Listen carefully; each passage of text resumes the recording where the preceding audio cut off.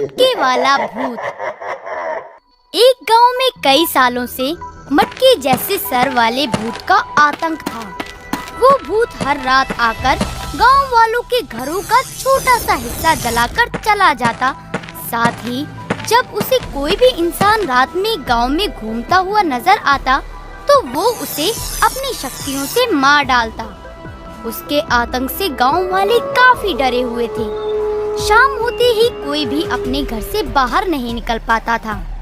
कई सालों तक जब गांव वालों को मटके वाले भूत से राहत नहीं मिल पाई तो उन्होंने एक तांत्रिक का सहारा लेने की सोची, जिसके लिए वो उससे मिलने गए। हम कई सालों से उस मटके के सर वाले भूत से परेशान हैं। अब आप ही हमारा एकमात्र सहारा है। कृपया करके हमारी मदद कीजिए। ठीक है, मैं तुम्हारी मदद करने के लिए तैयार हूँ। कल ही मैं उस मटके के सर वाले भूत को उसकी औकात दिखाने आऊंगा। अगली ही रात तांत्रिक पूरी तैयारी के साथ गांव में उस भूत को ठिकाने लगाने पहुंच जाता है। सभी गांव वाले अपने अपने घरों की खिड़की से बाहर का नजारा देखने लगते हैं। तभी मटके के सर वाला भूत वहां पहुंच जाता है और तांत्रिक को वहां देखकर भूत बोलता है। मेरे खात्मे के लिए गांव वालों ने तुझे बुलाया है। कितने मासूम हैं ये गांव वाले। इन्हें क्या पता नहीं कि मेरा अंत करना किसी के बस की बात नहीं है। तो मैंने भी कोई गोटियां खेल खेल कर खुद को तांत्रिक नहीं बनाया है। तुझे मुझसे कोई नहीं बचा सकता। ये कहकर तांत्रिक अपनी जादू का इस्तेमाल कर उसे अपने कब्जे में करने की कोशिश करता है, लेकिन भूत उसके जादू को अपनी शक्ति से काट देता है, जिसे देख तांत्रिक को बड़ी ही हैरानी होती है और वो भूत से बोलता है। इस जादू का तोड़ तो सिर्फ एक तांत्रिक को ही पता हो सकता है। सच सच बता, तू कौन है? मैं भी एक तांत्रिक का ही भूत हूँ, इसलिए मेरा खात्मा करना असंभव है, लेकिन मैं तेरा खात्मा जरूर कर सकता हूँ। ये कहकर भूत अपनी शक्तियों से तांत्रिक का भी खात्मा कर देता है।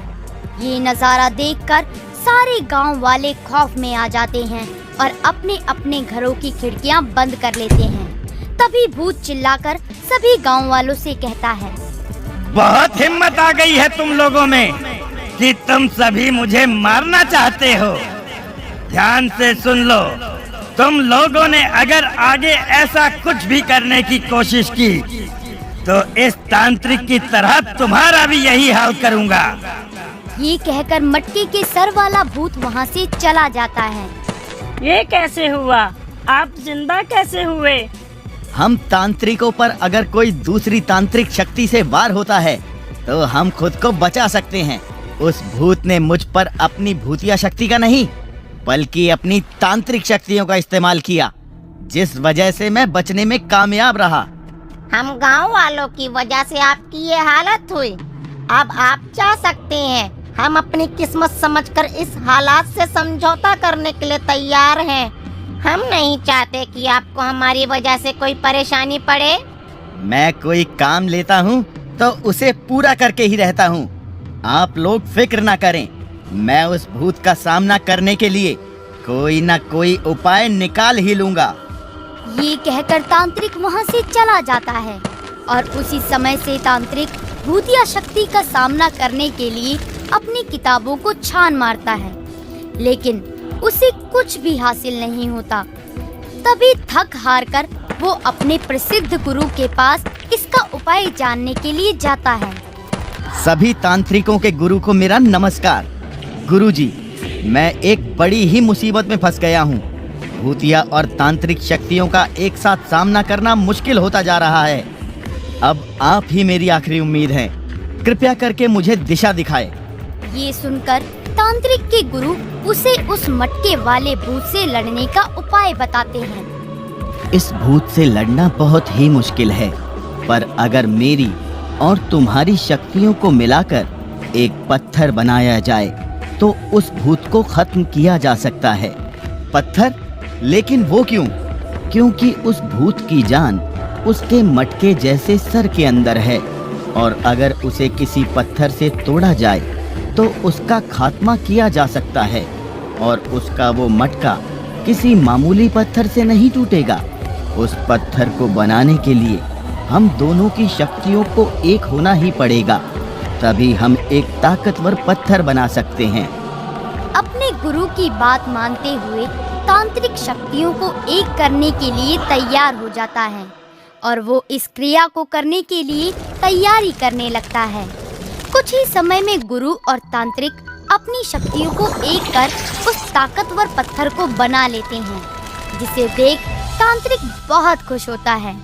तभी उसका गुरु उससे कहता है, अब उस भूत को खत्म करने के लिए ये पत्थर तैयार है, जाओ और हमेशा के लिए उसका अंत कर दो। अपने गुरु की बात मानकर तांत्रिक वहाँ से चला जाता है और वो वापस गांव पहुँच जाता है। गांव वाले तांत्रिक को दोबारा देख बहुत खुश होते हैं और उससे कहते हैं, क्या आपको उस भूत को मारने का उपाय मिल गया? हाँ, बस आप सबको मेरा इस बार साथ देना होगा, क्योंकि मैं ये काम आप लोगों की मदद के साथ ही कर सकता हूँ।